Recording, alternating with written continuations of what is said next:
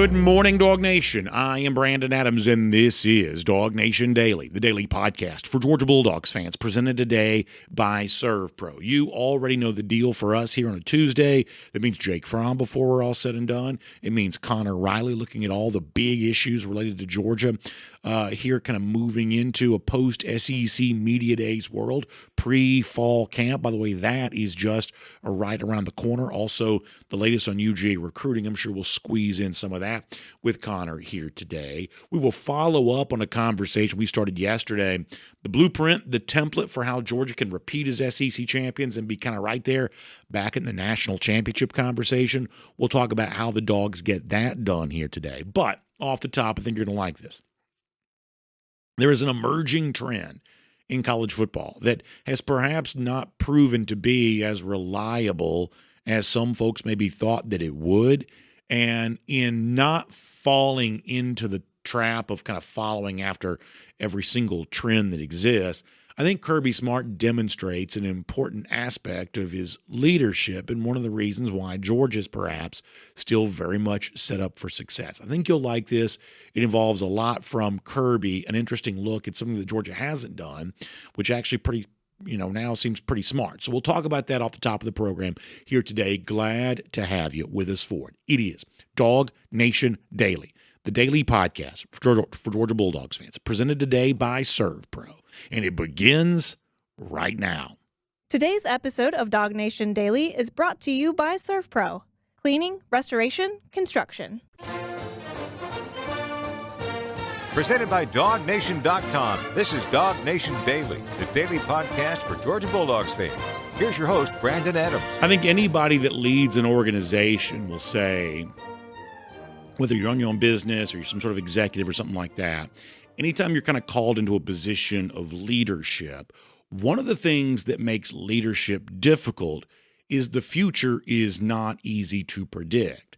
So by definition, if you're trying to lead, you're trying to move towards some sort of destination that exists in the future, but the world is always changing, and sort of trying to decide where your target's going to be a year from now, 5 years from now, 10 years from now, it's not always easy to do. In fact, when you think about, and this is one of the reasons why I like, for fun, one of the things we like to do is just sort of make predictions. Some people like to gamble on their predictions, and while I think some of that kind of stuff can be dangerous, following the market is oftentimes really interesting, because what you see is, look, the worst sports bettors are still going to get things right about 50% of the time. The best sports bettors are going to get things right about maybe 55% of the time. In other words, there's not a huge difference between the best and the worst when it comes to making predictions. There's really no one out there that's, going to be excellent over the course of a long period of time at, making consistently accurate predictions. We sometimes think of Warren Buffett, the great investor, as the Oracle of Omaha. You've perhaps heard him call that an oracle, someone who can see the future. But anybody who follows investing closely will know that really so much of Warren Buffett's wealth has come from actually a small number of investments. Only a small number of correct predictions has resulted in the overwhelming amount of wealth that Warren Buffett's been able to accumulate for himself and for his family and for his company. It's really just a small number of accurate predictions that have resulted in that wealth, and this sort of nickname as some sort of oracle. There actually aren't as many correct predictions as you might think, and anybody who's followed investing sort of knows that. So all of that is to sort of say this. Given the fact that you can't really very accurately predict the future, what do you sort of use to help you make sense of the ever-changing world? And this is where I think Kirby Smart comes in on this. And once again, if you've got your own organization, your own business, your own company division within a big corporation that you lead, watching the way somebody like Kirby Smart goes about this, I think is oftentimes really interesting. Because to be frank, while Kirby knows a lot more about football than I do, and probably more about football than any of us do, his ability to predict the future, even within the sport of football, is not going to be any better than Warren Buffett's ability to predict in fact, it may even be less, but it's certainly not going to be greater than someone like Warren Buffett's ability to kind of predict the future in investing or anything like that. That Smart may be a football expert, but even for true, honest-to-goodness experts, the future is still a little bit of a murky picture. So what do you do then to kind of make sense of the fact that we don't always know which trends are going to become the sort of defining characteristics of the future. Well, I think one of the things that we see Kirby Smart do is oftentimes he just chooses to move slowly, not too slow and not completely resistant to change. But what we've seen kind of be, I think, a pretty effective strategy for Kirby Smart over the course of years is that when it seems like there's a trend that's being adopted all across the sport by other coaches and other programs, sometimes eventually Smart starts to do the same sort of thing. But when Georgia has made changes to its program, it has typically made those changes pretty slowly, and it hasn't, to mix a metaphor here, swung at every pitch that's out there and chosen to be an early adopter on every trend, or maybe said it a different way, every fad that perhaps exists. Now, let me tell you why I'm thinking about that today. There is something we've talked about a couple of times over the course of the last couple of days. It's one of my favorite pieces of content that comes out almost, every time, around this same time each and every year. It is the blue chip ratio from a writer named Bud Elliott, who at one point in time, I think he started this back when he worked for an old website called SB Nation. He works for 24/7 Sports, CBS Sports. They're kind of underneath the same umbrella. And so Bud puts this piece out every single year. And the basic premise of this piece, and this is really interesting because I like stats that are predictive. This appears to be one. What Bud's premise is, and every modern national champion has fit within this description, that if you want to be a national champion in any given year, you better have, over the previous 4 years, signed a majority of players who are either 4 or 5-star prospects. They are blue chip prospects compared to the lesser recruits, the 3-star or below. More than 50% of your roster, in other words, better be at least a 4 or if not a 5-star player if you want to win the national championship. And every national champion in the span of time in which recruiting ratings have been measured has sort of fit that criteria. And this is, fortunately for Georgia fans, an area in which Georgia does well. This is why Georgia remains a national championship contender. And we showed you these numbers the other day of exactly where Georgia ranks in all this. I'll put this back on the screen for you again. The blue chip ratio here for 2025. Georgia third best on this at 84%. It's ahead of Ohio State at 89%. Alabama has the same number at 89%. They're the two teams that are better. Georgia's at 84, ahead of A&M and Oregon and Texas and LSU, Notre Dame, Oklahoma, the teams below it. There are, all the way down to the bottom, you see teams like Penn State, Miami, Florida, Auburn, Michigan, USC, Clemson, Tennessee, Florida State. They are, at least on the basis of their, blue chip ratio, the roster strength of their former 4- and 5-star players, that have at least some chance of competing for the national championship. But if you're not on this list, at least according to the previous historical precedent, you can't win. And by the way, think about a league like the Big 12, for instance. There's no Big 12 team on this list. There's no Big 12 team even close to being on this list. So according to the Bud Elliott blue chip ratio theory, we can essentially disqualify an entire conference before the season begins, and that sort of mostly matches what we see with our own eyes. However, if you've listened to us regularly, you kind of already know that. We've talked plenty before about the success of Georgia in its recruiting and the fact that it still remains one of the strongest rosters in all of college football. But in revealing his blue chip ratio here for 2025, there is something that Bud Elliott has also said that I think kind of ties back to what I said at the beginning of the show. So what Bud Elliott points out is that one of the biggest topics in college football in recent years has been the kind of the advent of the transfer portal. And the fact that so many players are now transferring on kind of a regular basis, many transfers, sort of doing that multiple times over the course of their career. And one of the hottest topics in sort of the mainstream media around college football is, hey, what can you get from the transfer portal, and who's going to go into the transfer portal, and transfer portal this and transfer portal that. But Bud Elliott, writing at CBS Sports, says that as he kind of handles his blue chip ratio, the predictive stat that really determines which teams can win the national championship, now that we've had the transfer portal in our lives for a while, what Bud Elliott says is, I'm not I'm speaking as Elliott for a second, that I'm not really factoring the portal into these rankings very much. Let me read this to you a little bit, and it kind of dovetails on Kirby Smart. He says, transfers are not factored into the primary blue chip ratio. He says, through 4 years of intense portal activity, now listen to this, no team has won the national title by building through transfers. He says, including transfer player ratings, who are on average lacking the upside of elite high school recruits, makes the rankings less accurate. If you look at the incoming 2025 transfer class, it is lacking at the top. This is according to people in the personnel space because teams are now doing a better job of holding on to their elite talent with revenue share and NIL money. So what Bud Elliott says is, when it comes to the blue chip ratio and who can win a national championship, who you sign out of high school is more important than who you add through the transfer portal, because through 4 years of intense transfer portal stuff, we have not seen a transfer-laden team win the national championship. Now, of course, last year, Ohio State had Caleb Downs on defense and Quinshon Judkins on offense at running back.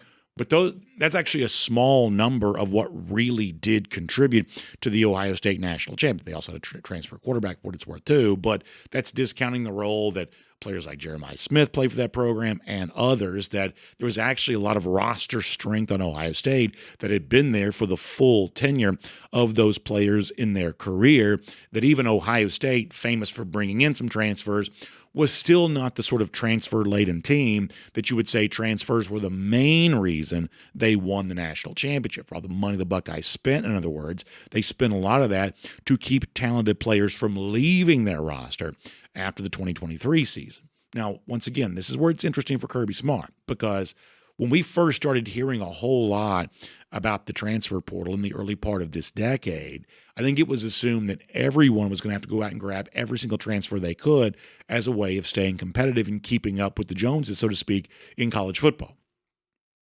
And Smart has just never operated at that pace, frantically trying to follow the fad, frantically trying to keep up with the trend.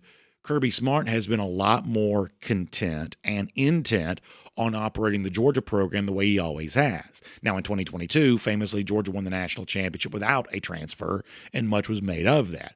In the subsequent years since then, they have added some transfers, but the majority of the Georgia roster is still made up out of the so-called blue chip recruits that Bud Elliott says you have to have if you want to win a national championship. That fixating your talent acquisition on transfers has not proven to be very predictive about who will win a national championship, probably because those who need transfers the most are programs who are just desperate, and Kirby Smart is never going to act out of desperation.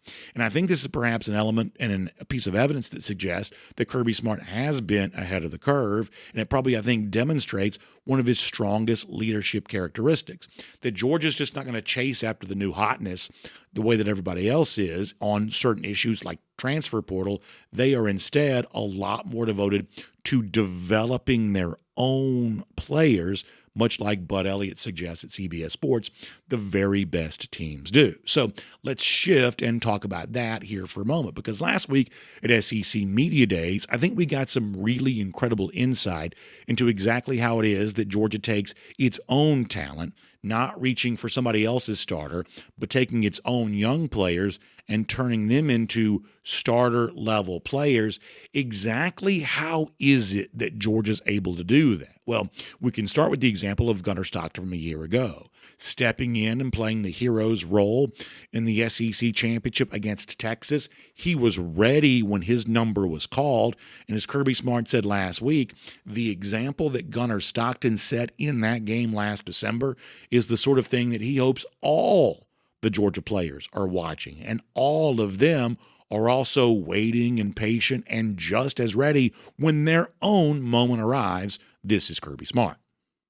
What does it teach a young player that's sitting in the wings that you just don't ever know when your number is going to be called? And the one thing that I really appreciate about Gunner and most quarterbacks is he prepared every game as if he was the starter.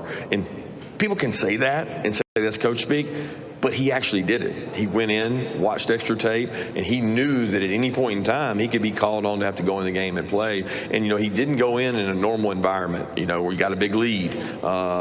Maybe you're beating an opponent. He went in against a top defense in the country in one of the biggest games of the season and performed well for a guy that had not gotten a lot of reps with the ones. So I thought he handled that moment well, and he taught a lot of our young players that you got to be prepared and ready. So that was the example that Gunner Stockton set a year ago. And now, as Kirby Smart kind of made a big deal about at SEC Media Days, you've got other young players at other positions, not thrust in halfway through a game in a big spot like the SEC Championship, but guys who've also been waiting and watching more experienced players playing in front of them. And now here in 2025, perhaps their moment is also ready to arrive. And they get their chance to have their Gunner Stockton moment, just like Stockton did in the SEC Championship last December. And what Kirby Smart also told us at SEC Media Days last week is that opportunity for young players to step up and play, that opportunity for young players to have their time.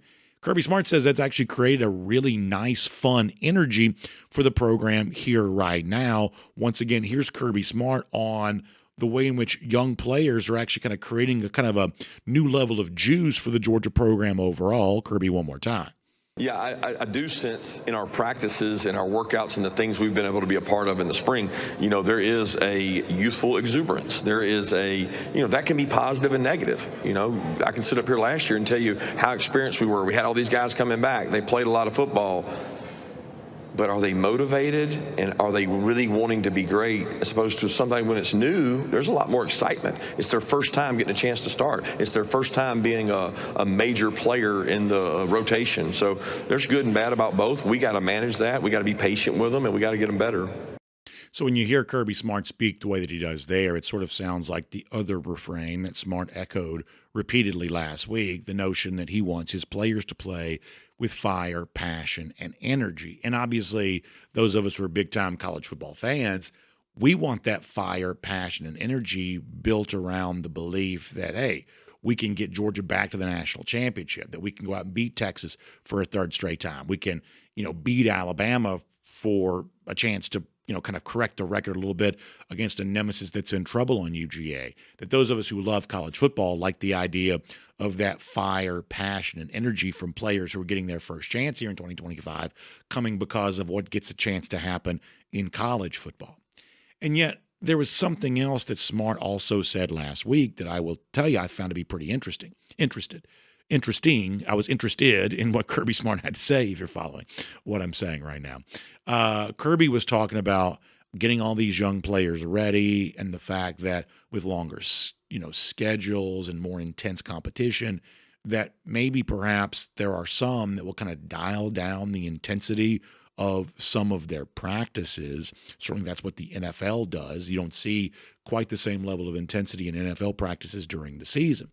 But Kirby Smart kind of pointed out something interesting about that when he spoke last week, that if you look at an NFL player, that's a much older player, much more experienced, that in college you still need that development. And in talking about the development you get at a place like Georgia, I think we see another motivation opportunity for the players that Smart described in that previous clip, that the work they're doing now not only prepares them to get drafted, but it actually prepares them for the big NFL payday that could be coming as their career progresses too. Some of the fire, passion, and energy that Georgia cultivates among its current players, it may be because of what Kirby Smart also described last week. Let's hear Kirby again.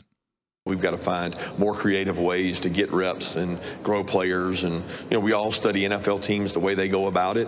I just don't know if that's a perfect mirror, because the kids we're trying to develop need more reps than an NFL player. First thing a general manager tells us when they come see us is, don't come to our league to develop. We can't develop you. We don't have the practices. So if you actually want to get better at football where you can stay longer in the NFL, you have to go through the college regimen to grow and get better. They don't need the practices that we need. So let me kind of sum all this up this way. Kirby Smart has not fallen into the trap of chasing after the latest fad in college football like the transfer portal. Georgia does take some transfers, not as many as others. And as smart people like Bud Elliott pointed out, that reliance on your own talent is actually the formula that the best teams in college football, those that have a national championship potential, they are following. So if you're going to kind of keep your own guys and hope to cultivate and develop them, how do you do it? Well, Smart lays it out pretty clearly there. You make sure your guys are ready if their number is called. You use the energy that young players bring into your program to kind of sort of raise the fire, passion, and energy that the entire roster has. And you remind them of what Kirby Smart says NFL folks have told them, that your chance to develop is right now. You want that second contract in the NFL, the one that pays you the sort of generational wealth that you may, and your entire offspring may be, living on for a very long time. It's the work that you do now that puts you in a position to do that, because by the time you get to the Sunday League, your opportunity for development is over. It's what you do now that prepares you for that. Don't discount that in terms of the overall motivation that Georgia players seem to have. And the one thing that Kirby Smart is suggesting at the moment is those homegrown talents for UGA, the guys they've retained and kept in their roster, these are players that are playing with a lot of fire and passion and energy right now. And an overwhelming majority of those are former 4- and 5-star recruits. Smart people like Bud Elliott says that puts Georgia right in the thick of the national championship conversation here for 2025. And we would certainly agree with that.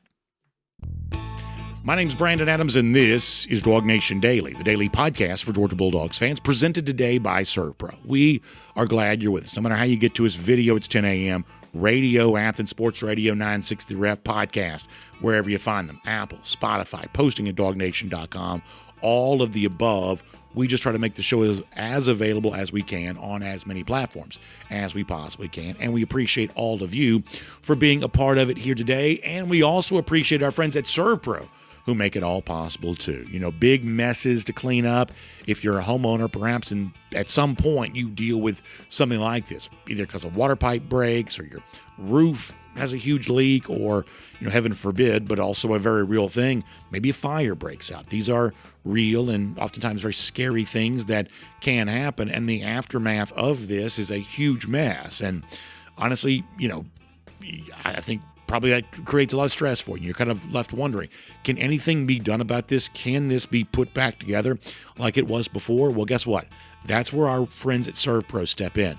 The restoration specialists of ServPro want to do great work for you and get that property, whether it's the home you live in, the warehouse where your business is located, whatever your story is, whatever piece of property we're talking about here, they want to get it restored to its previous condition. They want to get the mess cleaned up like it never even happened. That is what ServPro is all about. Each franchise also independently owned and operated as well. So if you want a good, well-respected company to kind of go with you through this entire process, helping with the cleanup, helping getting it all fixed back together, kind of being a liaison for you at the insurance company when needed.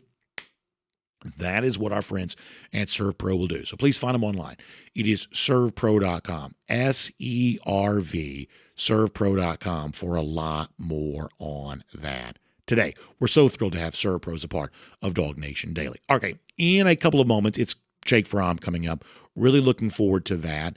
Jake actually got a mention from Kirby Smart at SEC Media Days last week. We'll ask Jake here in a minute if he heard that and kind of, I guess, what he thinks about the chances that Georgia can live up to what Kirby Smart says great UGA players have done in the past. We'll talk to Jake about that here in just a little bit. I also want to get Connor Riley here pretty quick. I'm going to do a short version around the doghouse because I want to jump right into Connor if we can. And I want to ask Connor one question in particular. And let me kind of set this up as we get ready to go around the doghouse here today. Always loving the chance to do all of that. So before we get Connor, let me set it up this way. We briefly mentioned this yesterday, that I thought that Texas A&M coach Mike Elko had an interesting discussion about what he thinks the template that all SEC champions are going to have to follow. We showed this to you yesterday. Let me show it to you again. This comes from Pete Thamel, ESPN. Elko says if you want to win the SEC, you better have, he says, around 13 NFL draft picks. He thinks his team this year has a chance to get to double digits. Seems like that might be true. We'll see what kind of impact that has for the Aggies on the field. But more importantly, from a Georgia standpoint, the fact that Elko says, yeah, you probably need about 13. Not a coincidence, maybe, that Georgia had 13 a year ago. We would also say that 13 is probably not a requirement because when Georgia won the SEC prior to 2025, in 2022, the NFL draft that followed that, Georgia had the 10 draft picks. So 13 may not be the magic number. But in a league as talented as the SEC is, where so many of the teams that are in contention are these sort of Bud Elliott blue chip ratio style teams, that, yeah, you probably better have about, double-digit draft. We can take that down now. Double-digit draft picks or so. You probably better have some version of that if you want to compete and win the SEC. And we would say that on paper right now, it's not necessarily obvious that Georgia does have the double-digit draft picks that we would say guaranteed right now to be there come April. But we certainly think they have a chance to be that by the end of the season. So who are those guys, specifically maybe on the defensive side of the ball? That's one of the things I'd like to ask Connor Riley about here today. Do we have Connor? Is he ready to go? If he is, if he is, we'll go ahead and get ready to rock and roll with that here right now and kind of find out, hey, does Georgia sort of have the frontline NFL talent to get there? Let's talk about that and a whole lot more with Connor Riley here today on DawgNation Daily, presented by ServPro.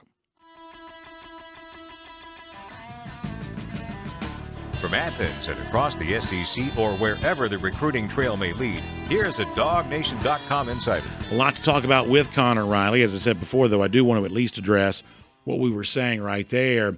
I think that Mike Elko made an interesting point. Pete Thamel shared it, that you better have double-digit draft picks. He says 13. That's certainly what Georgia had a year ago if you want to win the SEC. Now, we'll leave it to TexAgs, one of those websites, to decide how well Texas A&M stacks up on all of that.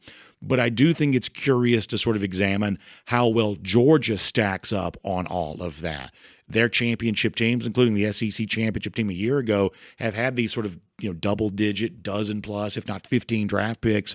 That's been a real hallmark of the Georgia success. Do you think, Connor, at just sort of first blush, that Georgia can get back to that kind of prodigious draft total by the time that April rolls around? 13 is going to be really, really difficult, and it's worth pointing out, there are 6 draft classes in the history of the NFL draft that have hit 13. So I quibble with Mike Elko's number there a little bit, but you look at it, I think they have a chance to push 8, 9, maybe 10 if things go right and they have some of those third-year guys really pop. Part of the problem with this, and part of the reason I think the draft haul is going to be lower, certainly from a year ago, but for Georgia, even from where it traditionally has been in recent years, as you look at that junior class, those 2023 signees, a lot of those guys are out of the program already. 13 of the 26 signees from that class are no longer with the Georgia program this year. And then on top of that, you have a lot of question marks in terms of who those guys are going to be from a top-end talent standpoint. What do we see from guys like a Raylan Wilson this year as his third year in the program? Does Jordan Hall finally turn a corner and become an every-down impact player? Lawson Lucky is someone who I think is going to be very productive this year and be a very good college player. Is he an NFL player after this year? And even more than that, is that someone who a year from now might help your roster more than necessarily him being a 5th, 6th, 7th round draft pick, where you see him as some of those guys that can get you higher numbers there. But as we've seen in recent years, having those seniors helps so much more. So I think for Georgia, and in part, this is part of the reason why maybe there seems to be a step back from this Georgia team this year in terms of national perception. They just lack those obvious first-round guys, those guys that are obviously going to be there in the mock drafts. C.J. Allen is someone who has gotten mentioned there. I think Dalen Everett and Kristen Miller are obvious candidates to be in the NFL next year, as is Oscar Delp. But beyond that, you do not have the same surefire names that you had in years past, like a year ago where you had Jalen Walker, Malachi Starks, and Michael Williams all penciled in August as first-round draft picks. No, I think that's probably true, and I also agree with you as well that 10 seems more realistic than 13, and In 2022 for Georgia, 10 was enough to not only win the SEC, but also win the national championship. So me being a somewhat simplistic person, that means you got to have like just 5 on both sides of the ball, right? And I think we'll do more of the offensive stuff later on this week. But let's see if we can find 5 on defense here for a moment. First of all, I thought it was really cool to see, and we're going to do more on this later on this week too, how respected the Georgia defense was by the All-SEC voting last week. Media oftentimes get things wrong, so we won't necessarily, hitch our wagon to this too much, but I love the fact that Dalen Everett got the first team All-SEC cornerback nod from SEC Media Days last week. I like the fact that media knows who Christian Miller is. I think that's really good. C.J. Allen, we're not really all that surprised by necessarily. I'll kind of hold K.J. Bolden off this for a minute. He was first team All-SEC too, but he's not draft eligible for this upcoming season. So, right there, you're already at, 3 very draftable players, I think, for Georgia. And it simply kind of comes down to, from the category of the rest of this group, can you find another 3, can you find a handful more? I mean, in just the simplest terms, that's about what it is, right? Yeah. And the math to 5 is where you're going to need some of those third-year guys, those draft-eligible guys, to make big leaps. Xavier McLeod is someone who maybe hasn't gotten discussed a whole lot this offseason. I think he is someone that could certainly fit in that. Raylan Wilson, we mentioned earlier. Jordan Hall. Daniel Harris is a really interesting name because that guy is going to test in the top 1% of all the cornerbacks, but there's also a very healthy Georgia contingent out there that would rather see Ellis Robinson play over Daniel Harris. Now, I thought Harris was far better in Georgia spring game, but that is just one of 15 practices there. And I'm fascinated to see how Harris goes about developing this year. Maybe one of those safeties, Ja'Cory Thomas, Adrian Maddox, maybe a Zion Branch, find a way to really pop this year. But I think it's going to be someone you're probably going to need 2 guys really in that front 7 to really jump off the page. And I'm not even necessarily saying those guys are going to be first-round draft picks, but think of someone like Tyrion Ingram-Dawkins, who made a lot of plays early last year and then ends up being, I believe, a 5th-round pick by the Minnesota Vikings. That's the type of guy you're looking at there. Can Anello Madozi come in and do that right away? Can McLeod build off what he did a season ago? Jordan Hall, Raylan Wilson. I think to get those 4th, 5th, and maybe even 6 guys, they're going to have to come from the front 7. Yeah, I mean, I think to sum up this part of the conversation, if Georgia wants to be a true national championship contender, it is going to have to get great seasons from at least some players who are not thought of as great right now. And that's kind of the blueprint for all the previous Georgia success. And that once again remains true here in 2025 as well. Connor, to kind of shift to something else here for a moment, we spent a good bit of time on the show yesterday kind of talking about the Georgia-Texas comparisons and the amount of love that Texas is getting right now. And as we kind of gave as a caveat yesterday, we'll repeat it again. The most talked about team in the offseason the last 2 years has won the national championship. We mocked people for hyping Michigan in 2023. They won the title. Clearly there was this fixation with what Ohio State was doing last offseason. They won the title. So the people that are hyping Texas, recent history in college football suggests they may not be wrong. Texas is obviously a team that's capable of winning the national title this year. But more than twice as many voters at SEC Media Days last week picked Texas to win the SEC over Georgia, despite the fact, as we've repeatedly said, Georgia beat them twice a year ago. What do you make for the love for Texas kind of at the expense of Georgia here right now? This Texas team is viewed completely differently if Arch Manning's last name is Adams instead of Manning. And I think that's where a lot of this comes from. I mean, the fact that Arch Manning was voted 3rd-team All-SEC quarterback, these All-SEC lists are a joke anyway, but that just puts the cherry on top of this. He's a guy who's made 2 career starts to this point in time. And while there is a projection with him, I don't understand why there isn't maybe the same projection with the DJ Lagway, who proved more a season ago in a larger stint of playing time at Florida, where he was arguably asked to do tougher things. Not to mention, this Texas team has to replace a lot on the offensive side of the ball, and they're putting quite a bit on a first-time starting quarterback in Arch Manning there. Yes, they have recruited incredibly well. Anthony Hill and Colin Simmons could be the best 2 players in this conference defensively. But they have a lot to replace from a season ago. And I think that's a pretty sharp departure from where Michigan and Ohio State were, where those were very veteran-laden teams that a lot of guys bypassed the NFL to come back for another season.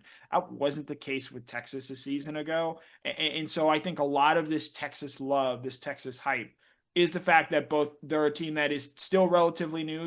There's the belief that they're on the up and up. They're only SEC team to win a college football playoff game a season ago. And so I think there's the reason that is why people are buying them. But this Texas team, in my mind, has a lot more questions about it than the Ohio State and Michigan did in recent seasons. And what I think is interesting about that is, because I agree with you, the Manning stuff at quarterback is the cornerstone of a lot of the Texas love, but that discounts two things I think are really important. A, Gunner Stockton's actually beaten Texas. So, I mean, that should get at least some consideration. And maybe even more importantly than that, in terms of quarterback play being the reason that Texas could be better than Georgia, when Georgia beat Texas in Austin, Carson Beck barely completed 50% of his passes, did not throw a touchdown, and did throw 3 interceptions. So the idea that if you're Texas with the offensive kind of mastermind, I do like Sark as a play caller, but the offensive mastermind coach writing quarterback play to beat Georgia, well, a year ago you had your chance to do that when Beck, just objectively speaking, played poorly at Austin, and yet Georgia still won the game going away. I do think that deserves a lot of consideration in the Georgia-Texas comparisons here right now. Georgia beat Texas twice last year without throwing a single touchdown pass in either game. And for all the love about Arch, we saw him against Georgia there in the second quarter of that Texas game where Quinn Ewers was struggling and they put Arch out there. And boy, Arch looked like a guy who is seeing the bright lights for the first time. And he had a costly turnover there that led to points for Georgia before the half. So I think that, for all the talk about Texas and the hype, and look, part of this is because of the recruiting trail, and I think the different recruiting strategies that Georgia and Texas have gone about in terms of procuring talent in the 2026 recruiting cycle. But there's still a pretty wide gap in my mind between the two head coaches at these two programs in Kirby Smart and Steve Sarkisian. And Sarkisian has done, I think, a really good job of building up that Texas program to where they are at this point in time in the SEC, especially, I think, just nailing the transition to the league from the Big 12. I think you've seen Oklahoma really struggle with that. But on game day last year, I don't think you can point to any bigger mismatch between these two programs than the head coaches in terms of the way that they had their teams prepared and the way those games were called. And I think so long as that continues to be the case, where there is such a decided advantage in terms of head coach in this matchup, Georgia is always going to, in my mind, be a little bit better than Texas, even with some of the advantages that the Longhorns have at this point in time. Okay, so to kind of keep this theme going of sort of talking a bit about Texas, I want to move to what was a huge topic last week and also kind of a big topic this weekend. That related to the Texas recruiting wins, getting Tyler Atkinson and James Johnson last week, getting Derek Cooper on Sunday. In the case of Cooper, I mean, I don't see how this isn't obviously about money. He did take an official visit to Texas, and I believe, if I get my facts right, he actually only visited Austin once over the course of his recruitment. And listen, he has a right to do whatever he wants to do, and Texas has got a right to use money to buy him. But since clearly financial prowess is playing a role in the Texas recruiting success, why don't you think they're more honest about that? Most of us have sort of laughed at what Steve Sarkisian said last week at SEC Media Days about limited finances and some of the poor mouthing that Sark was doing. Why don't you think Texas and other big NIL spenders, but in this case we're talking Texas, why aren't they more honest about the way in which they're going about their business?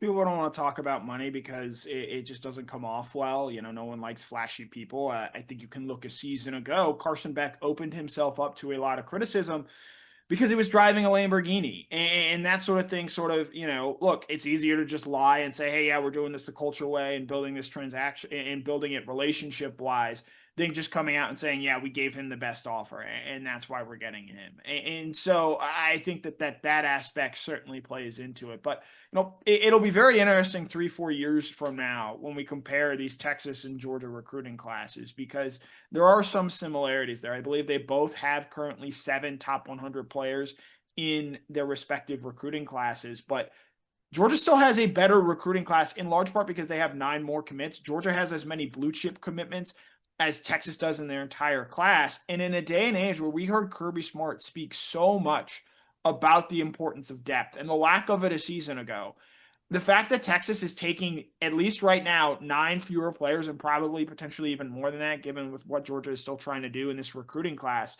it's going to be interesting seeing how that plays out for Texas and whether, spending big on 3, 4, 5 guys in a recruiting class ends up becoming a sustainable model there, because you're going to have to keep re-upping with those guys every year.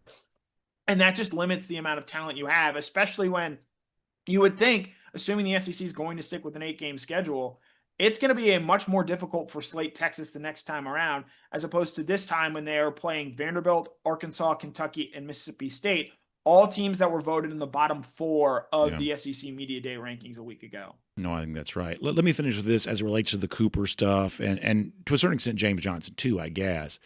What I'm hearing from a lot of Georgia fans is they are just beside themselves. And it's not so much mad at Georgia for not getting a player. It really isn't, the best that I can tell. There's some of that. But what I'm hearing from a lot of people is a pastime they've really enjoyed sort of feels like, I mean, it's overly fatalistic to say that it's over, but boy, it's really changed. Those of us who are college football obsessives, we have the shortest season of all. Most of our time as college football fans is sort of spent without college football taking place. One of the ways in which we pass the time is people enjoy following recruiting and all of the regular beats that have made recruiting fun to follow, whether your team gets the player or not, because Georgia's been losing out on players for as long as I've been alive. You can't get everybody, even in kind of the Kirby Smart era. But boy, following recruiting now is just different. And I think for a lot of people, they are saying it's just not as fun. Now, some of that's spilled milk over not getting a player. I get that. But Connor, my question for you is, someone who kind of lives in the media world, do you think it's a problem for college football that the way in which the lifeblood of the kind of the media relationship with fans, the recruiting business, the fact that it's changed so much? Yeah, this is bad. And I think that the change in recruiting and the way that it has gone about works against the idea of building stars. And I'm of the belief that stars sell your sport and they get people to tune in. And if you're not following that recruitment, over the course of weeks, months, in some cases, even years, I think that does start to have a negative impact. I think KJ Bolden is a great example of this, where because of his recruitment, the fact that Georgia won that back and forth, the fact that KJ is on the record as saying he took less money to come to Georgia and didn't simply chase the highest offer that was out there, I think endeared him to a lot of fans. And the fact that recruitment went the way that it did and took all the twists and turns made him a big name. He's gone ahead and backed that up his first year at Georgia, and I'm interested in seeing how he continues to do that here at the college level. But, it's one of the things out there that recruiting stars matter. I think star players matter a great deal in terms of building support in your sport, in terms of getting people to follow it. And if you're actively turning people off with the way that recruiting is done now, where, look, the recruiting analysts, and Jeff Sentell does as good a job with any of this, of telling these guys stories and painting who they are, if they're going to change so dynamically at the 11th, 12th hour, I sympathize with the fans, because it becomes hard to follow and cover. And with that, you start to wonder, okay, why even invest in this? Just tell me who's on my team this year, and then we'll figure out who's on my team a year from now. And that's really, really difficult for the fans to be. And I think it obviously has a negative impact on the sport as a whole. I think that's a really interesting point, Connor. I'm glad that you shared that perspective. We appreciate all the great stuff you're running at DawgNation.com right now. All of this a nice little precursor for us to fall camp, which is sort of the next big tent pole for us to go around, corner pole for us to go around before this season gets ready to begin. So thanks for all the great output, and we'll look forward to reading that there and then seeing you back here on DawgNation Daily presented by ServPro again very soon too. Yep, as always, it's a pleasure. Let's take a look around the rest of the league. This is SEC Through. Really good stuff from Connor Riley. I think that's all really interesting. We'll have the guest conversation continuing here in a moment with the great former quarterback Jake Fromm on the program here today. Prior to that, I'm going to do this kind of quick here. Let me give a shout out to our friends at Royal Caribbean. I'm going to take care of one story. I'm going to save a couple of other stories for later on. That way we'll get ready to jump right to Jake, because as per usual, we're running a little behind here. So let me first of all say, really exciting time to be thinking about everything going down when it comes to a Royal Caribbean Cruise vacation here in 2025, including that chance to visit Perfect Day Coco Cay. And there's so many exciting things happening with Royal Caribbean. But for me, the beginning point of all of my searches for my next Royal Caribbean Cruise vacation, they're always going to start for me, who's visiting Perfect Day CocoCay. It's that private island in the Bahamas that's unlike any experience you're going to get anywhere else. One of the reasons why for our DawgNation cruise each and every April, I'm always saying, hey, we got to make sure we're back at Perfect Day CocoCay. It still represents the best of what Royal Caribbean has to offer and the complete game changer of anything else that exists in this space. There are a lot of imitators, but there is nothing like a stopover at Perfect Day CocoCay. Our friend Jessica Slater can tell you all about it. You can give her a call, 770-718-9147. That's 770-718-9147. You can also email her, jslater@dreamvacations.com. So we'll do one quick story here for a moment, then we'll get ready to speak to our guy, Jake Fromm, here today. I saw where Kirk Herbstreit was making another sort of random podcast appearance, not a college football podcast, I don't believe. And he was talking about the Nico Iamaleava situation. Nico obviously leaving Tennessee during the offseason to go to UCLA. It is widely assumed that Nico was in a contract dispute with Tennessee, wanted more money, family really leading most of this, and didn't get it, and so therefore made the decision to go to UCLA after what was basically a holdout with Tennessee. What Herbstreit said, though, this week kind of gives voice to another rumor that was out there. Well, actually, it wasn't more money that Nico wanted. He wanted better talent around him, better offensive line, better wide receivers, things like that. That's what Herbstreit said that he had heard. He didn't say it was for sure true. He just said it was another thing that he'd heard. There's a simple reason why I don't necessarily believe that part of the story. If Nico really cared about the talent that was around him, he wouldn't leave Tennessee to go to an inferior program. UCLA, even with Nico, will be lucky to make a bowl game. So the idea that the talent around you is important, well, pretty clearly, choosing to go to UCLA suggests maybe that's not quite as crucial as some would have you believe that it is. I don't doubt that's the yarn they're trying to spin in the aftermath of this. Nico was a big loser in the public opinion war on all of this, and all of this sort of feels like spin after the fact. Also, every player has to consider this. You can either have the money or you can see the money distributed other places, but once it's spent, it can't be spent again. So if you want to be the $3 million quarterback or whatever it was that Tennessee was allegedly paying Nico, then it's your job to make the receivers better. If you want the receivers to help make you better, you've got to give them some of your money. And we've seen that across all places in college football, perhaps even at Georgia a year ago. And as I said before, there are more stories we'll get into, more stories we planned on doing today. But as a way of sort of keeping this train on the tracks for now, let's bring the music down and let's get ready to make that cruise around the SEC courtesy of Royal Caribbean. And let's get ready to do a Kroger Fresh Take as we bring on Jake Fromm here right now, the great Georgia quarterback. Always happy to have him here as part of a Kroger Fresh Take on DawgNation Daily. And Jake, I don't know this, perhaps you do, but you got a shout out from Kirby Smart last week at SEC Media Days when Smart was speaking at the podium. Did you get a chance to hear that? Did you get a chance to have anybody let you know about that? A little love from your old coach at SEC Media Days last week. Did you hear that? Hey, Brian, what's up? Thanks for having me on the show. Always glad to be here. No, I did not hear that from Coach. I guess I'll have to find that clip after we're done here. So always good to come out of Coach Smart's lips, hopefully in a good light and not in a bad one. Sure. It was definitely very positive. What he said was he was talking about kind of playing with fire, passion, and energy. That's obviously been the big buzz phrase for Smart this offseason, even going back to spring practice. And he was talking about his career as a coach and all the ways he's seen that materialize.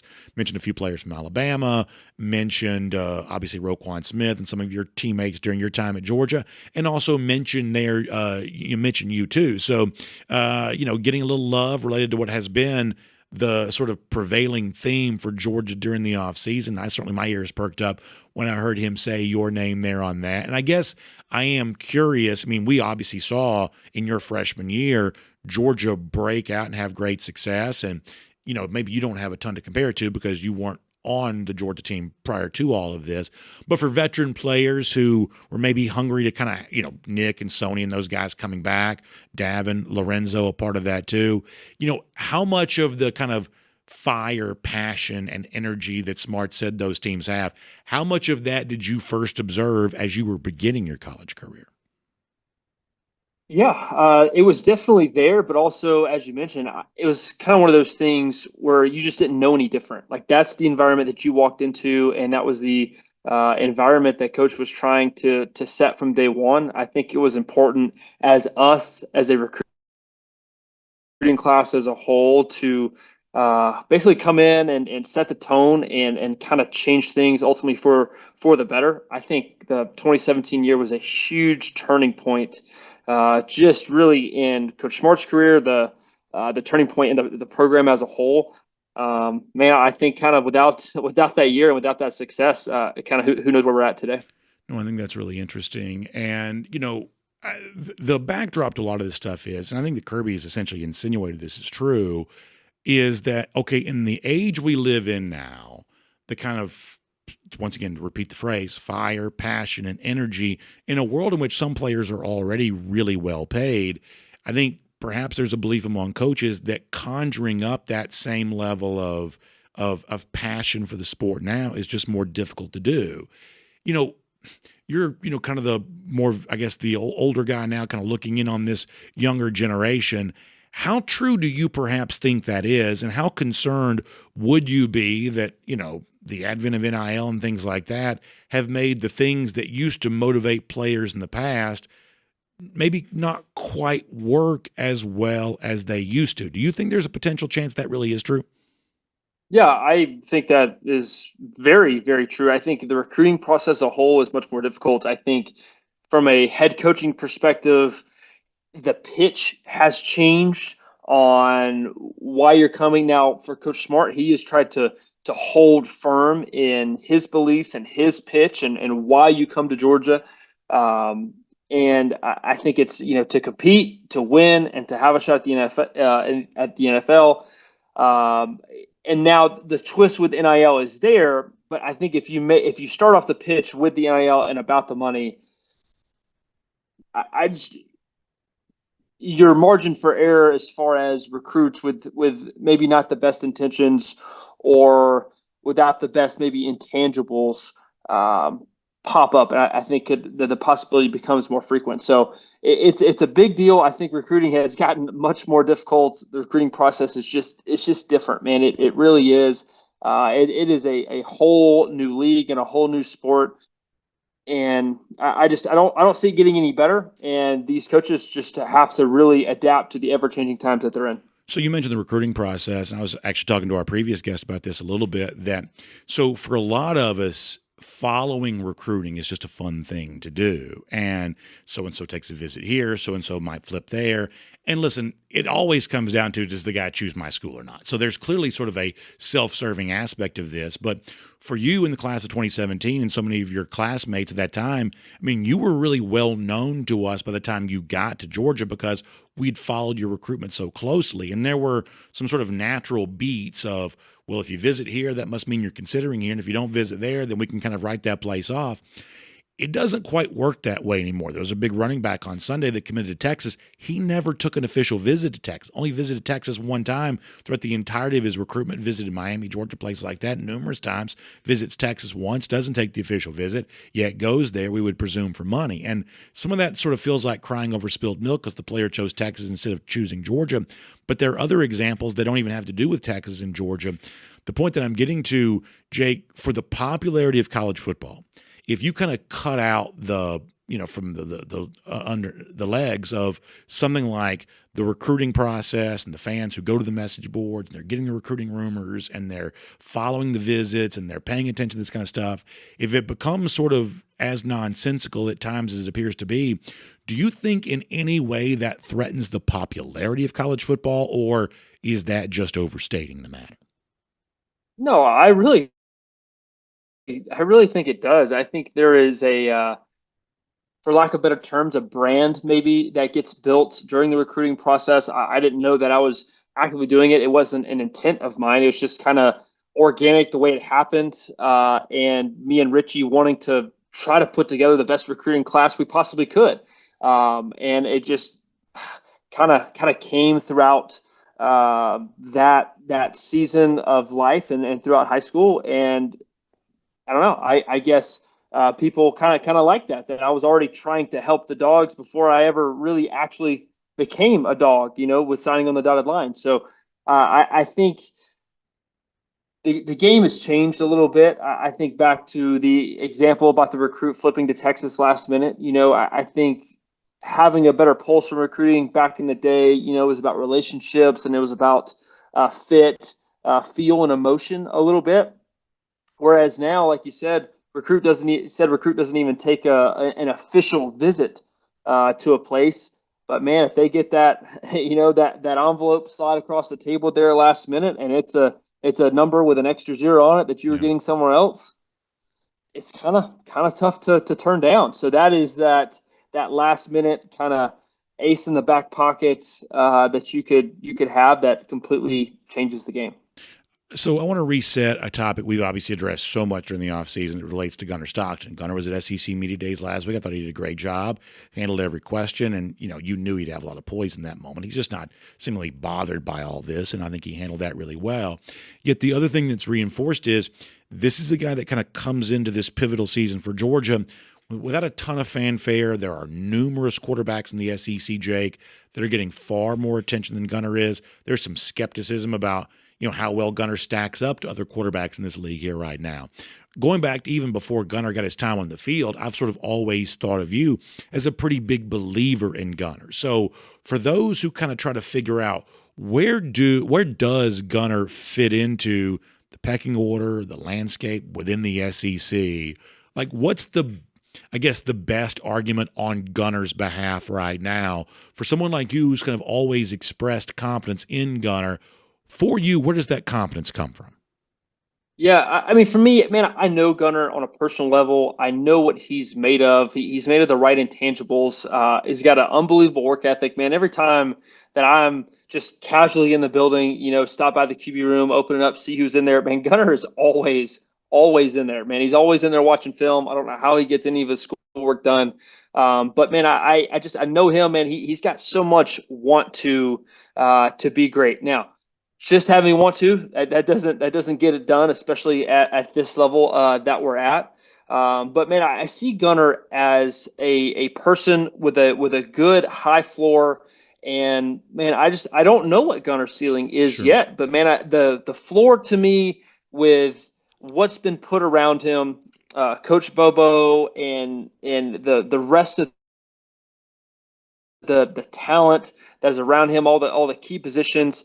It's just going to be tough to not have Gunner succeed at a pretty decent level. Now, how high could he fly at the end of this? I have no idea. And I think it's going to be kind of fun to really see what that ceiling looks like for Gunner. And I think a lot of people might be surprised. I want to squeeze in one more quick question before we let you go. Let me first remind folks, it is our Kroger Fresh Take with Jake Fromm here today on the program. Of course, Kroger making everybody's summertime fun. And if you want the best that Kroger has to offer, how about that membership opportunity known as Kroger Boost?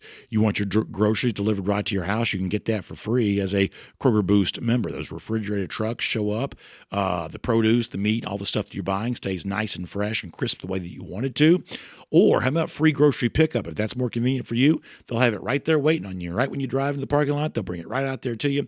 You love all of that. Or how about twice the fuel points? When you spend your money at Kroger, for every dollar you spend, you're earning a fuel point, which saves you, some money at the fuel pump. You love that. But as a Kroger Boost member, you save twice the fuel points. It's 2 fuel points for every dollar you spend. All of that, an awesome experience. So find out more. Kroger.com/boost. That is Kroger.com/boost for more on that today. All right, Jay, quick final one for you here. Broadening out the offensive discussion. Georgia had numerous defensive players in the All-SEC team, a clean sweep with the specialists, but no offensive players in particular on the preseason All-SEC team. What do you make of the offensive outlook right now other than the quarterback, Gunner Stockton, which we obviously just spoke a bit about? Yeah, for me as a whole, I think the intent kind of comes from Coach Bobo on making this the most balanced offense you can. Last year maybe got a little pass happy. I think there's a sense of physicality that needs to be felt across the line of scrimmage on offense. Man, I really want to see the offensive line play extremely well. Man, I think we have great tackles this year. That will provide Gunner a ton of protection. But we want to see these guys on the perimeter and really setting the tone with their physicality in the run game. Man, I like the addition of Zachariah Branch and what he's going to do as far as a kind of a gadget guy on offense. But man, I think we're going to kind of live and die, I think, by our running back room. So man, I can't wait to see and hear some things from camp and what schemes are put in place, but it's going to be fun to watch and keep up with. I think that's all really true, Jake. Very well said. We appreciate your time as always. Hope you have a great week. We'll look forward to catching up with you very soon as a part of a Croker Fresh Take here on DawgNation Daily. Yeah, thank you, Brandon. See you next week. Good stuff. So really fun there from Jake Fromm. As we get ready to wrap up our program, we'll get ready to give you a golden shoe. And at this stage of my life, I'm not that big into like comic strips anymore, but I got a really interesting submission here, and I'll show you this on the screen, which I think is kind of cool. So Glenn Bosshard shared this with me. I believe this is the Blondie comic going back, obviously, a good while ago. And what Glenn writes in to say is you have some competition for the golden shoe. And so you see, is it Dagwood? Is that the guy's name? Is it Dagwood? So his boss says, today marks the anniversary of the first time I fired you, my boy. And I think it's Dagwood's his name, says, is this the Golden Boot Award? What you see the boss holding is something that looks very much like our Golden Shoe trophy. So perhaps we're in good keeping here with a famous classic comic strip. Really funny from Glenn Bosshard. We'll give him a golden shoe for that today. That's a great thing to see.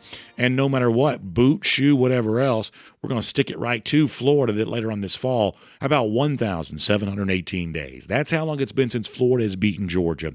It's our Gator Hater Updater. Y'all have a great day. We'll see you back here tomorrow. DawgNation Daily, presented by ServPro. And on video, time now for the R.S. Andrews Cool Down. R.S. Andrews, the one you turn to for your air conditioning, heating, plumbing, and electric needs. They show up on time. They do the work that's promised, the price is promised. You can trust them on all of that today. I think it's very interesting. We'll get your comments.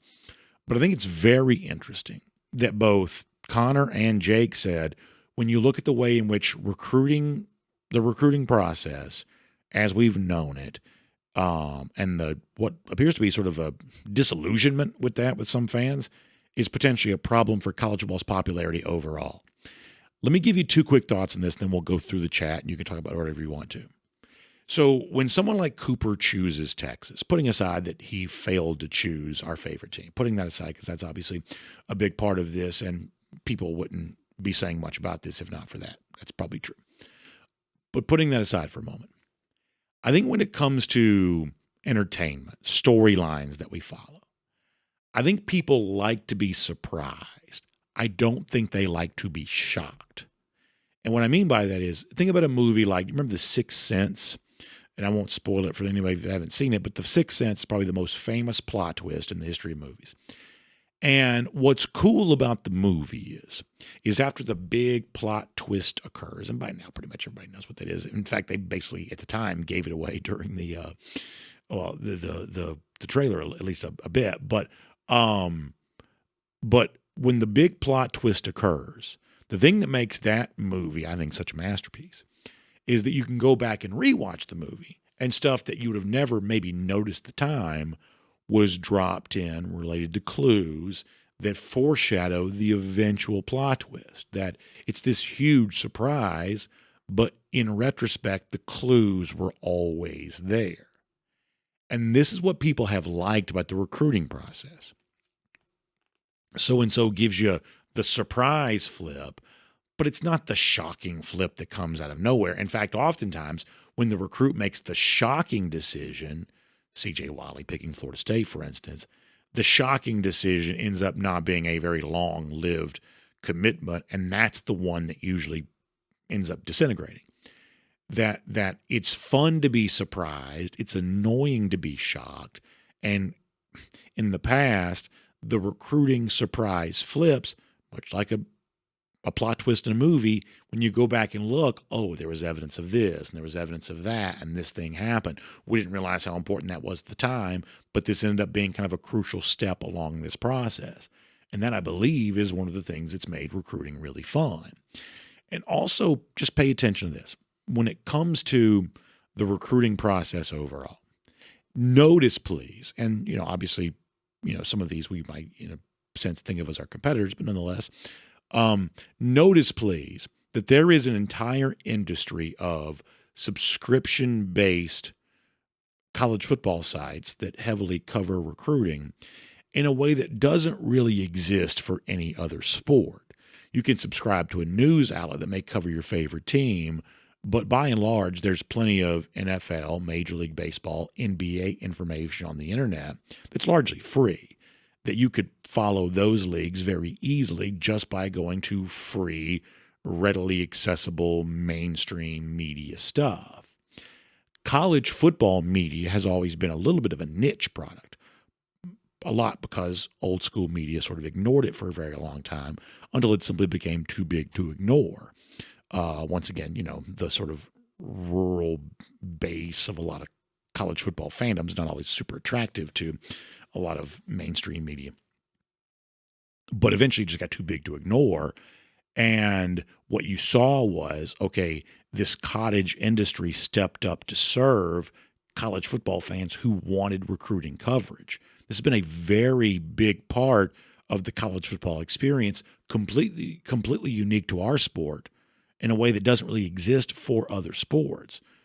So if that changes, if that source of entertainment, which is what following recruiting really is, it's often been described as a soap opera for men. Some women like it, but it's, primarily a male-oriented endeavor. The soap opera for men, so to speak, that if that soap opera, if the drama isn't quite as reliable anymore, I do think you have to be careful about that. And it's interesting that both of our guests expressed that here today.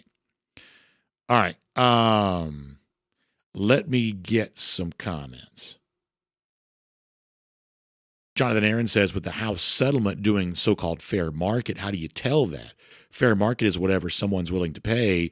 Watson's contract wasn't fair market until someone was willing to pay that much. To an extent, I understand what you're saying, but there is sort of a readily understood fair market value. In other words, let's say you wanted to buy Frank Patterson's home. Frank Patterson, one of our YouTube commenters. Okay, well, if you gave him $10 for his home, even if he agreed to take that price, something about that might not quite feel right to the IRS. All of a sudden, you've gotten an asset that's far more valuable than what you paid for it. They're going to come after you for some income tax and some things like that, because somehow, some way, Frankie's giving you something that's far more valuable than what you're paying for it. It's obvious that's not fair market value, even if both sides agree. Conversely, if he sells you his home for $20 million, well, once again, you may be willing to pay it, but boy, for a lot of people, that's going to seem a little weird of, why is he giving him $20 million? What else is he getting in exchange for this home? Because that doesn't quite represent fair market value. And there are going to be a lot of people who are going to take some extra scrutiny of all of that. One of the big stories that's in the news right now is sort of related to, hold on, how'd you get that property for that price? What's going on there? It's a pretty big news story here right now, that people have an idea of what fair market value is, and related to, endorsement deals, things like that. There's a fairly well understood market for that sort of thing. And so when you are in excess of that, it does sort of feel like pay for play. But we're also of the belief, same as we've always been, that ultimately the House settlement has no power to stop any of this. That you can, I think, to an extent, restrict transfers. You can do various things around roster stability, but you are never going to find good, firm, legal footing to stand on if you want to limit compensation, whether it's fair market value or not. Keith Ritchie, it says it seems like nothing has changed. If you're comparing that to the sort of old school NIL era of the early 2020s, that's probably true. Probably true.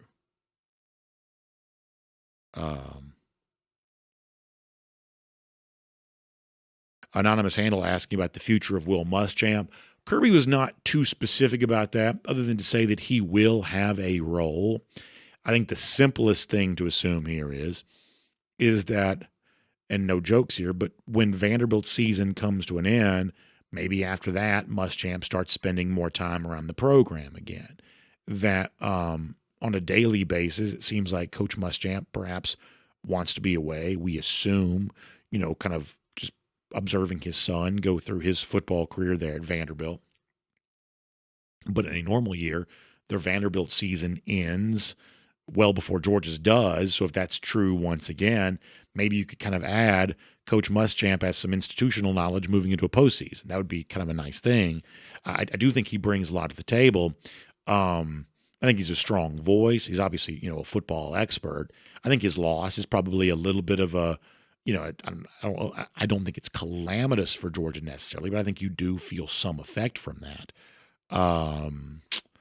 So yeah, if I had to guess, if Smart is correct that he will have some role in the team, I think the easiest assumption might be maybe it comes late as a lead into a postseason.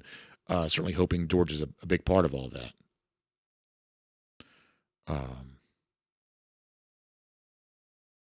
Foster Moss says Texas may be getting the best players at certain positions, but Georgia's recruiting for depth. He says one of those players gets hurt, it's a big drop off to the next. I thought that Connor made an interesting point about that by bringing in more players in its current class, that Georgia's adding the potential for more capable players in the roster overall. I think that's a pretty interesting way to look at that. Let's get some DawgNation.com comments here too from our chat there. CNEOG, by the way, asking about the crowns on the YouTube chat.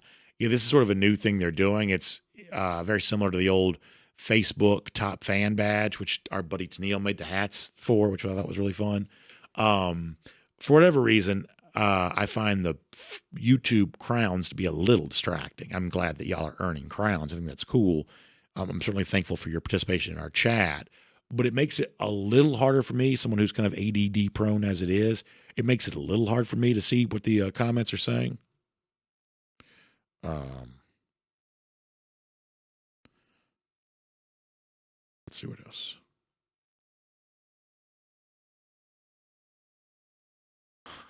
I think Eugene Marine is referencing the viral video that pretty much everybody has seen of the big fight on the golf course. What a wild thing that was. And that video, by the way, for a while was everywhere. I guess the new one is the Coldplay concert. That's the new thing that's everywhere. But the golf fight was everywhere for a while. Never seen anything like that.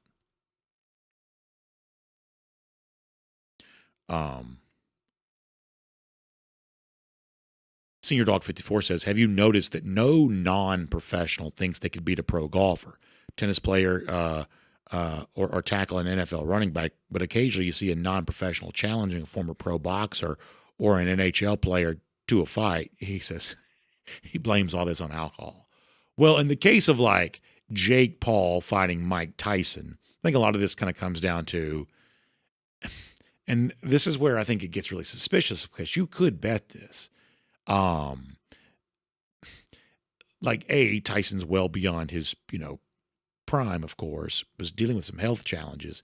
That essentially sort of wasn't a real fight, because like the one thing that because the old thing that everybody used to talk about was when Tyson was sort of in his prime, and for whatever reason this happened around Tyson more so than other boxers. It's like, because for a while, like Tyson really was baddest man on the planet. And if you're like a child of like the late 80s, early 90s, Tyson's like one of the biggest cultural touchstones we have. I mean, really was just a massive, massive phenomenon for a while because he was just so scary. Tyson, the boxer, the kind of the low center of gravity, the kind of crouching pose, just scary. He's just a scary dude. And so the thing that people would say is, hey, because, like all the fighters that were fighting Tyson were getting millions of dollars for fighting him.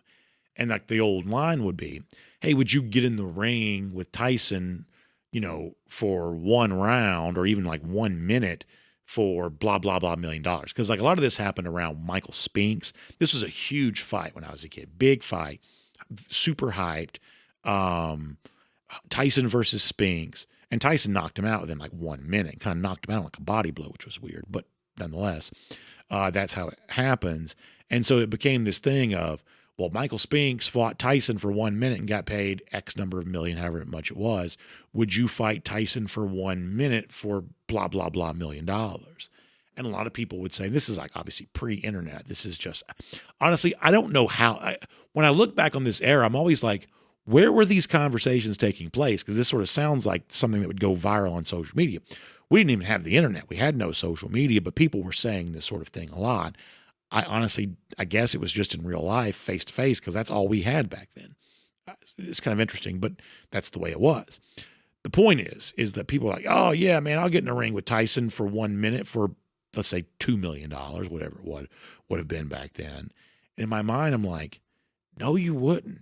I mean, you shouldn't, because in 1 minute he can kill you DED dead. I mean, not because he's trying to murder you, just because, one punch from Tyson, you'll never walk again. I don't care how many millions it is. You're not going to do that. But that was like the thing that people would sometimes say. Senior Dog kind of reminds me of that, of, people are like, yeah, I'll take the punch from Tyson. It looks safe because people who know how to take punches take the punch. But honestly, even they obviously have, negative health outcomes because of that.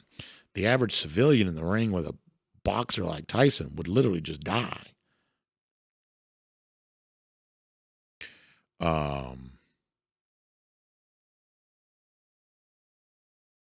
DT bringing out a really important point, which is Herschel Walker's NFL all-purpose stats are a lot better than people realize. That I think that there is a decent case for Herschel Walker to get Pro Football Hall of Fame consideration. I really do, especially given the fact that he spent part of his career in the USFL. And look, Herschel has always been, I think at times, unfairly treated. Now it's for a completely different reason than it used to be, but Herschel Walker is sort of known for the famous trade. Trading him to Minnesota brought a windfall to Dallas that helped Jimmy Johnson build that team into a dynasty. And that's the NFL moment that Herschel's the most famous for. I think he was discounted a bit during the sort of contemporary age when he was actually a player, because he was sort of thought of as a USFL guy. And I think that lessened the way in which the NFL was ever willing to celebrate him.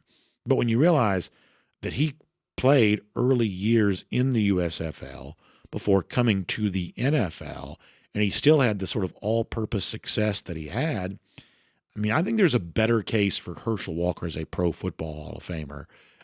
He's obviously the greatest college player of all time, even though he was recently, as recently as like 6 years ago, not named that after having been treated that way for a very long time. There's always some sort of weird PR stuff. I think that Herschel's been unfairly treated by the PR apparatus that exists in football. But to keep it to the main point that DT brings up, his stats as a Cowboy, Viking, and Eagle, is that right? Finish with Eagles. His stats are better than people realize, his all-purpose numbers in particular. I think his Pro Football Hall of Fame candidacy better than he's credited for being.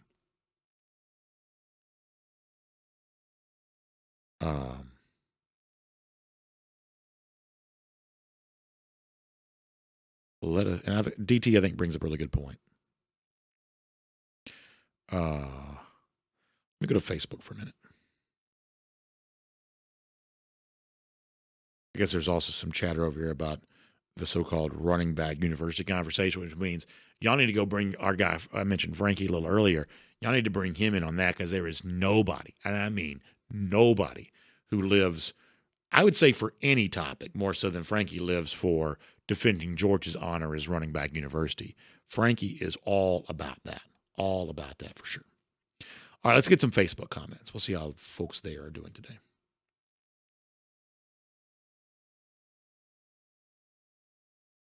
Ken Holcomb says that Tyson was the baddest man on the planet unless he stepped in the ring with Georgia's own Evander Holyfield, who was tougher and a better boxer.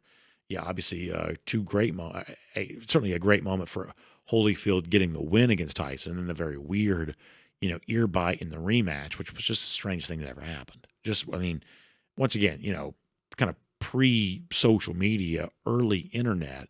What a strange thing that was. My gosh, what a strange thing that was.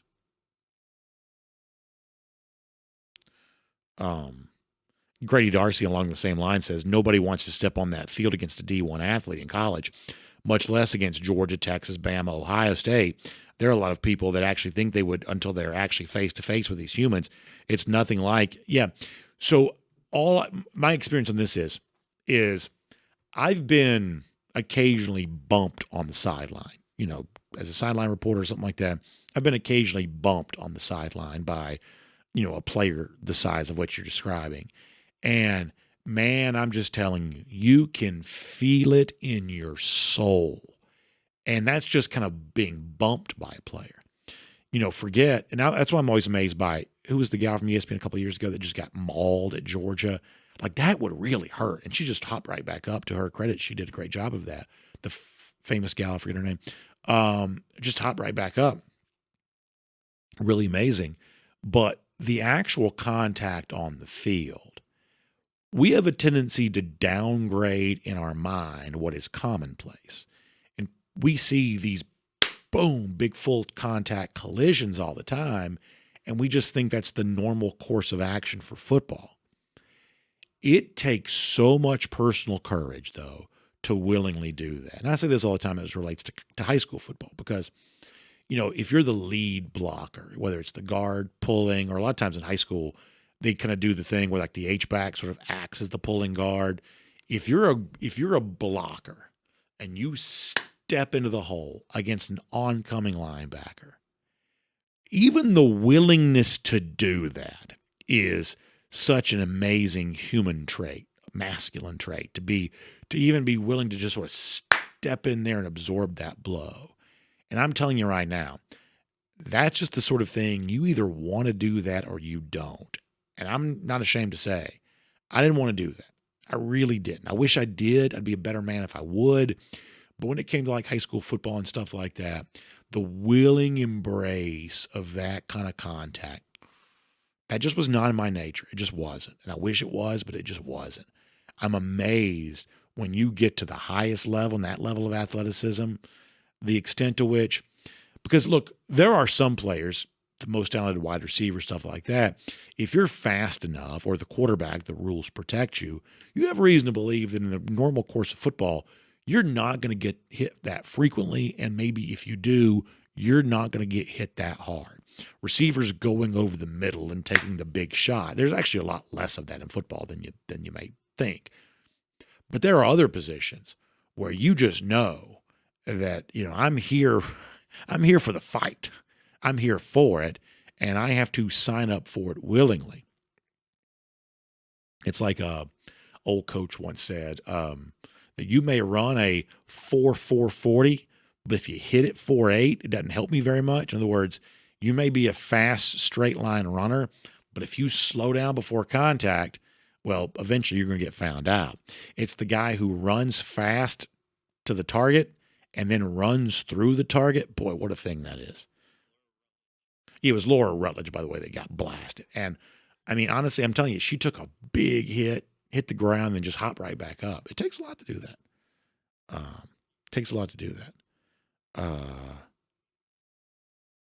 Let's get some more Facebooks.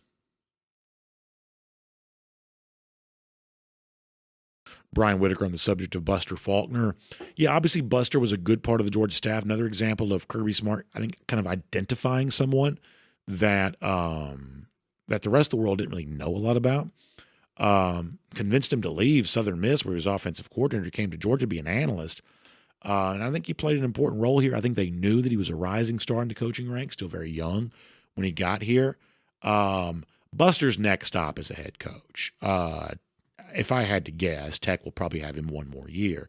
Now, Buster's still pretty closely, I think, connected to the Athens community, because I think his son's still quarterback at North Oconee. So they're still pretty connected to what we basically think of as the Athens area.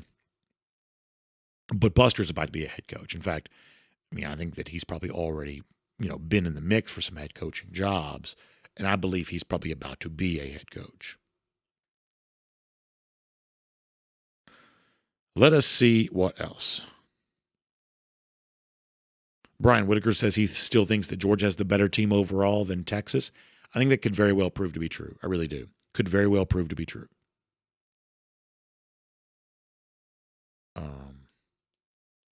What else?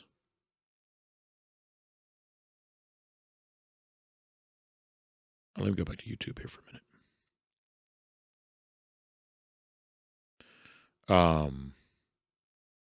Frank Patterson mentioned that Kirby Son Andrews playing some quarterback. Yeah, I believe that is now the case.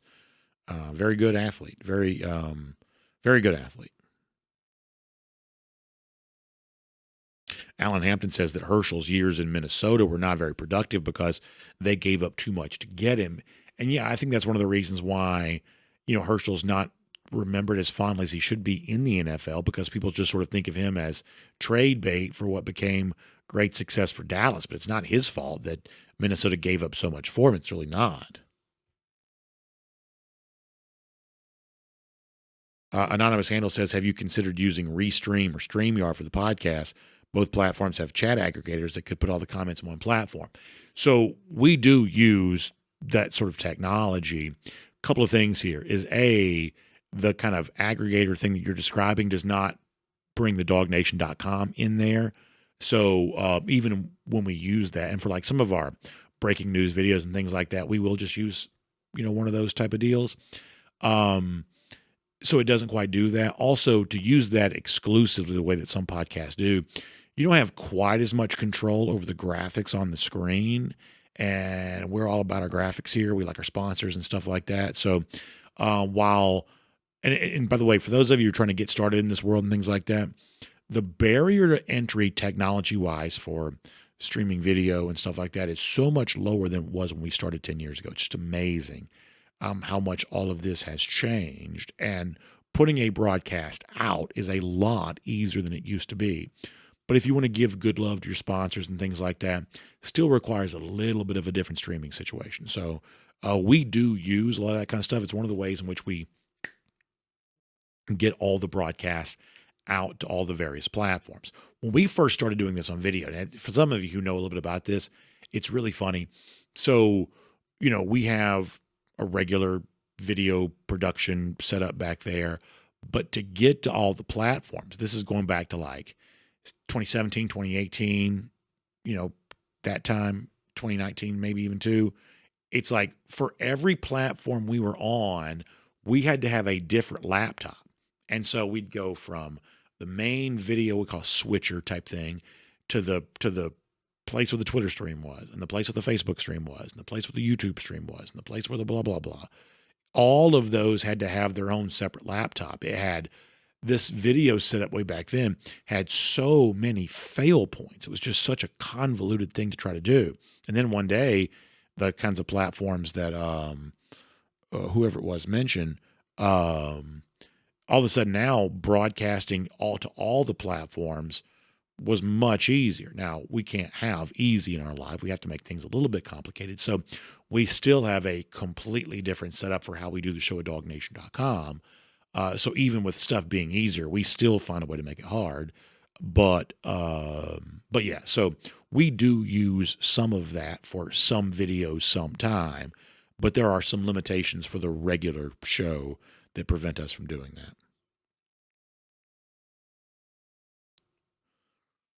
Frank Patterson, by the way, does not want the Facebook people on YouTube. He says he wants y'all to have to pay to join. So y'all got to go through Frankie for that.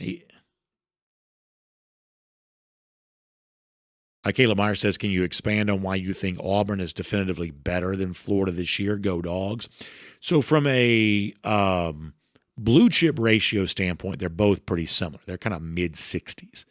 So some of this for me kind of comes down to this. I am always going to naturally gravitate towards I would say the more contrarian opinion, because if you more commonly hear about Florida as a turnaround team and less frequently hear about Auburn, even though the numbers are relatively similar, then to me, it just represents extra value on Auburn. That is not a fail-safe way to go about your thought process, but it's one of the things I do consider. I'll also tell you this, is that when you look at who Auburn's starting quarterback is likely to be, it is Jackson Arnold.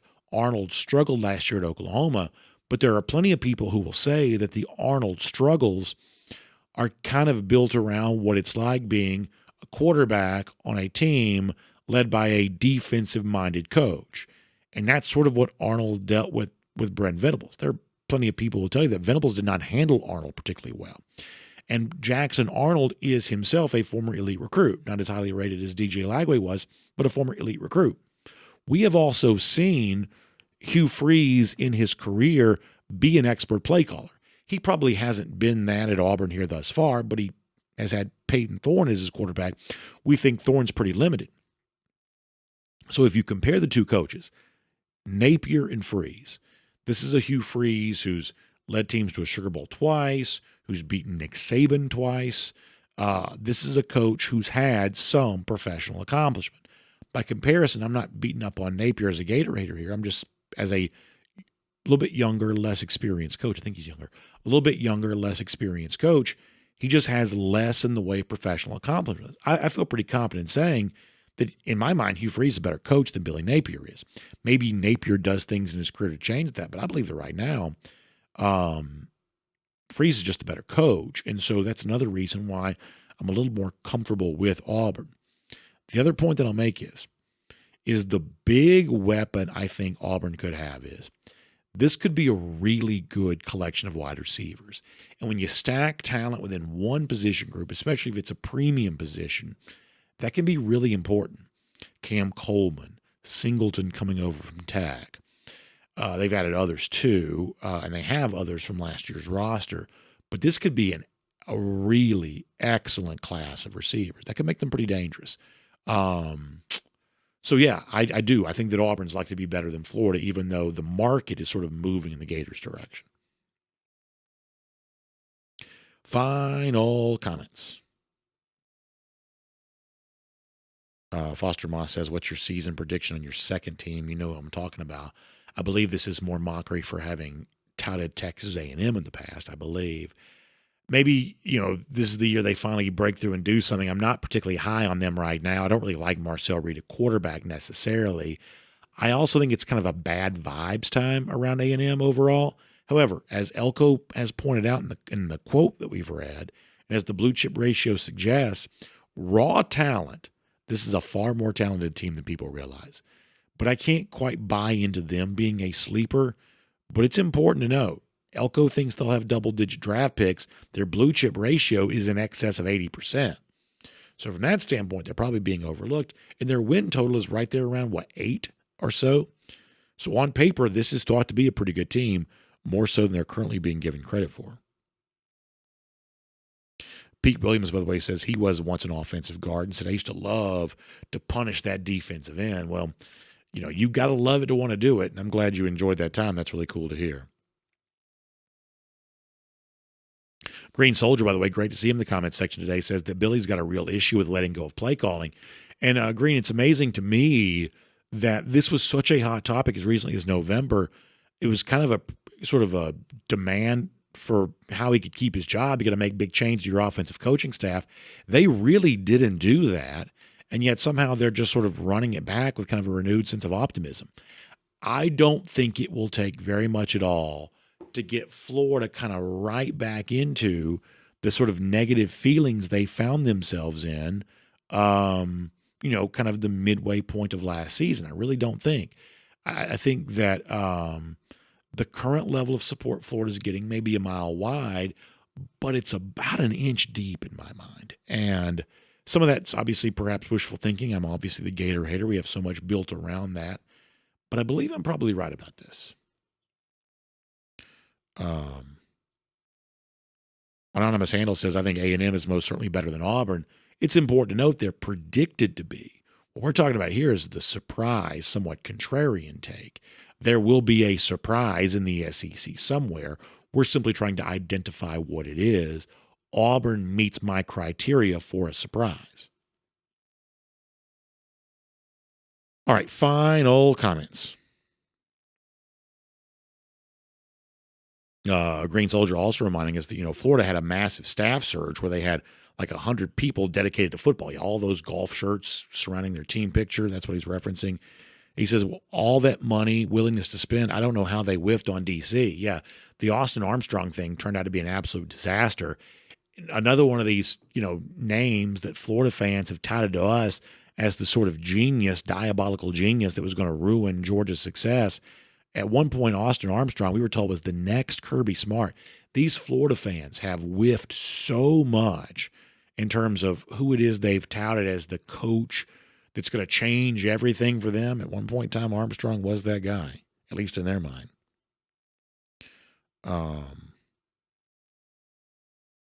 Chef Jay Bowen also mentioning DJ Lagway. And in the midst of all of this, we believe that Lagway is a really good quarterback. He really is. And on a one-game basis, he's always going to make Florida dangerous. That's true.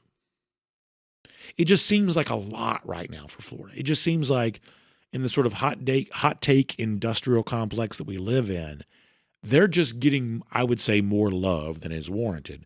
But I've also been wrong before.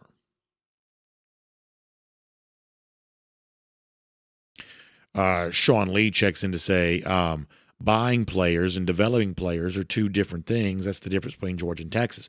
Sean, Georgia fans certainly hope that's true, and your analysis on that may very well turn out to be right. Jonathan Aaron says, I don't think that Saban will go back to coaching, but what do you think he would be fit better for, Florida State or for Florida? Yeah, I don't quite know. Saban likes to have access to a lot of resources. Florida, for what it's worth, they did have a bunch of analysts when Billy Napier first got hired. But typically speaking, Florida, and really Florida States like this too, have typically been a little on the frugal side, and that ain't going to work for Nick Saban. Nick Saban's going to expect you to open the wallet and spend a bunch of money. So if I had to guess, he would probably not be very happy at either of those two programs, because that was the deal that Jimbo Fisher was always mad at Florida State about, was there, as he thought of it, kind of an unwillingness to commit to football. Well, lo and behold, maybe Jimbo had some of his own problems. All right, last comments.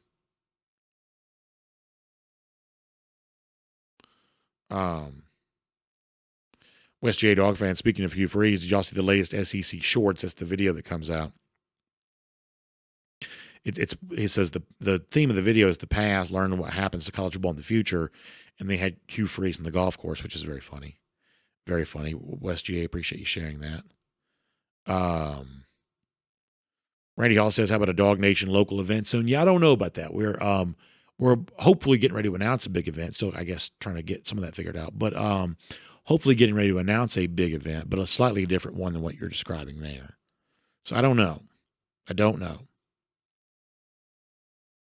DT, very kind, says we do a good job promoting our sponsors. Yeah, listen, obviously the two things I feel a great sense of loyalty to is our audience and our sponsors. And I am proud of the fact that our friends from R.S. Andrews have been with us now, 8 or 9 years. I don't know that we've got anybody really that's been with us all 10 years. But we have a good number of sponsors who are going on like 8 years of being with us. And that's an incredible sense of pride for me. That really is. I mean, do you know how much changeover there is when it comes to digital media advertising and things like that, how short-lived a lot of this kind of stuff is? Like, this is my livelihood. And, we celebrate the growth of our sponsors. I mean, so many of them have had such great success and broken in new markets and achieved their own ambitions. And, they've, taken care of their families. And we've been able to do that for our family. And people that work with us have been able to do the same thing here too. Y'all, that's the most important thing in the world to me. And the fact that so many of you have been as loyal to us as you've been has enabled all this to happen. Really, very little of this is about me. It's just a conversation that I'm privileged to have the chance to facilitate. And there is not a, I pray that this is always true, but there is not a day that goes by that I take that for granted. And if I ever did, what a great sin that would be. All right, we have got to go. Let me give you one heads up about tomorrow. So tomorrow, I've got to do kind of a thing for our larger corporation. I've been invited to do something that's kind of outside the DawgNation space tomorrow. It's something I feel like I need to do. So what we're going to do today is we're going to put a show together to air tomorrow. I was going to try to be here for the cool down because I am going to be in the building. But timing-wise, I just don't quite think that's going to work. So tomorrow, we will probably have somebody stepping in place of me on the cool down. It will probably not be me tomorrow, but the show will be recorded like today to air tomorrow. So it's all going to be new, fresh stuff. It's just not going to quite be, done during the normal time tomorrow. And it's one of those deals where I won't bore you with the details of this, but our larger corporation has an event taking place. I've been invited to be a part of that. When I can be a good corporate citizen, probably need to be. So that's what I'm going to go do. And then I'll be back with you like normal on Thursday. So heads up on that. And as I said, hopefully tomorrow we'll be able to kind of unveil what I think is going to be a really fun announcement too. So make sure you're there with us for all of that. For now, though, hope you have a great day. Speaking of great sponsors, check out RS Andrews online, rsandrews.com, for your air conditioning, heating, plumbing, and electric needs. They show up on time. They do the work that's promised for the price that's promised. You can trust them on that. They'll take really good care of you, including getting your air conditioning unit tuned back up to factory fresh specs. So make sure you check that out with them here today online at rsandrews.com. Okay, you'll have a great day. Back tomorrow, DawgNation Daily, presented by ServPro. We'll look forward to talking to you then.